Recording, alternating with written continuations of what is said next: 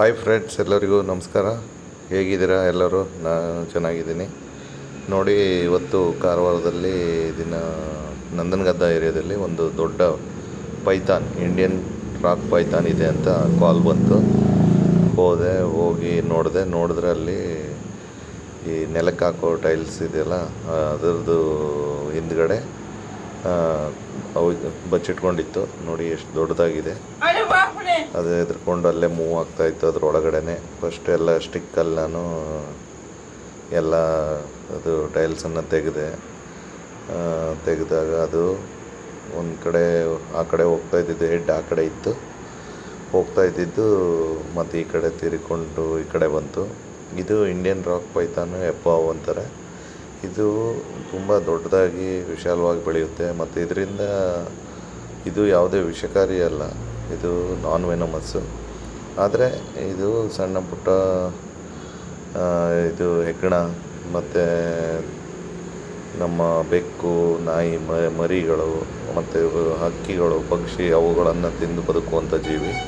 ಯಾವುದೇ ರೀತಿಯಲ್ಲೂ ಮನುಷ್ಯರಿಗೆ ತೊಂದರೆ ಮಾಡೋದಾಗಲಿ ಮಾಡಲ್ಲ. ಆದರೆ ಹತ್ತಿರ ಹೋದರೆ ಕಚ್ಚುವಂಥ ಒಂದು ಇದಿರ್ಬೋದು, ಅದಕ್ಕೆ ಏನಾದರೂ ತೊಂದರೆ ನೋಡಿ. ಅದನ್ನು ನಾನು ಹಿಡ್ಕೊಳ್ಳೋಕೆ ಹೋದಾಗ ತುಂಬ ಒದ್ದಾಡಿ ತಪ್ಪಿಸ್ಕೊಂಡು ಜೋರಾಗಿ ಹೋಗಲಿಕ್ಕೆ ನೋಡ್ತಾಯಿತ್ತು. ಹಾಗೆ ನಾನು ಅದನ್ನು ಹಿಡ್ಕೊಂಡೆ, ಅಲ್ಲೇ ಬಿಟ್ಟರು. ಮತ್ತು ಅವರು ಅಲ್ಲಿ ಇರೋರು ಕೂಡ, ರೆಸ್ಕ್ಯೂ ಬಂದು ಕರೆದವರು ಕೂಡ ಏನು ಹೇಳ್ತಾರೆ, ಇಲ್ಲೇ ಬಿಟ್ಟಿದ್ರಿ ಅಂತ ಹೇಳ್ತಿದ್ರು.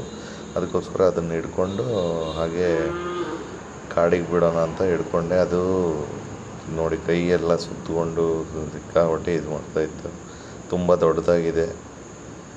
ಹಾಗೆ ಅದನ್ನು ತೊಗೊಂಡು ಬ್ಯಾಗ್ ಮಾಡಬೇಕಾದ್ರೆ ತುಂಬ ಕಷ್ಟ ಆಯಿತು. ಬ್ಯಾಗಿಂಗ್ ಮಾಡೋಗ್ಬೇಕಾದ್ರೆ ನೋಡಿ ಅವರು ತೋರಿಸ್ಲಿಕ್ಕೆ ಹೇಳ್ತಾಯಿದ್ರು. ನೋಡಿ ಅದು ತಲೆ ಹಿಡ್ಕೊಂಡಿದ್ದೀನಿ, ಆದರೆ ಅದು ಸುತ್ತಾಕೊಂಡು ತನ್ನ ದೇಹನ ಸುತ್ತಾಕೊಂಡು ಕೈಗಾಗಲಿ ಸುತ್ತಾಕೊಳ್ಳೋದು, ಕಾಲಿಗೆ ಸುತ್ತಾಕೊಂಡು ಇದು ಮಾಡ್ತಾಯಿತ್ತು. ತುಂಬ ಅದಕ್ಕೂ ಹೆದರಿಕೆ ಅಲ್ವಾ, ಏನು ಮಾಡ್ತಾರೋ ಏನು ಹೊಡೆದಾಕ್ತಾರೇನೋ ಅಂತ ಒಂದು ಭಯ ಇರುತ್ತೆ.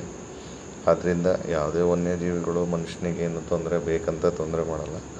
ಆದರೆ ನಮ್ಮ ಹುಷಾರಲ್ಲಿ ನಾವು ತುಂಬ ಹುಷಾರಲ್ಲಿ ಇರಬೇಕಾಗುತ್ತೆ. ಯಾಕಂತಂದರೆ ರಾತ್ರಿ ಓಡಾಡುವಾಗ ಬ್ಯಾಟ್ರಿ ತೊಗೊಂಡೇ ಓಡಾಡಬೇಕು. ಮನೆಯಲ್ಲಿ ಕೂಡ ಬರುವಂಥ ಸಣ್ಣ ಪುಟ್ಟ ಇಲಿ ಅವೆಲ್ಲ ಬರೋದನ್ನು ಅವಾಯ್ಡ್ ಮಾಡಬೇಕು. ನೋಡಿ ಎಷ್ಟು ದೊಡ್ಡದಾಗಿದೆ.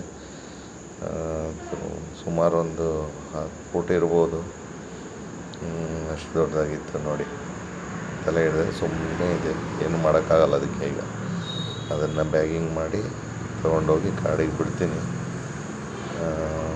ರಾತ್ರಿ ಸುಮಾರು 11 ಗಂಟೆ ಆಗಿತ್ತು. ಆಮೇಲೆ ಅವರು ಕೂಡ ಆಯಿತು, ಥ್ಯಾಂಕ್ಸ್ ಅಂತ ಹೇಳಿದ್ರು. ನಾನು ಹಾಗೆ ಬ್ಯಾಗಿಂಗ್ ಮಾಡ್ಕೊಂಡು ಬಂದೆ. Thank you friends. ವಿಡಿಯೋ ಇಷ್ಟ ಆದರೆ ಲೈಕ್ ಮಾಡಿ, ಶೇರ್ ಮಾಡಿ ಮತ್ತು ಕಮೆಂಟ್ ಮಾಡಿ, ಸಬ್ಸ್ಕ್ರೈಬ್ ಮಾಡಿ. ಬಾಯ್.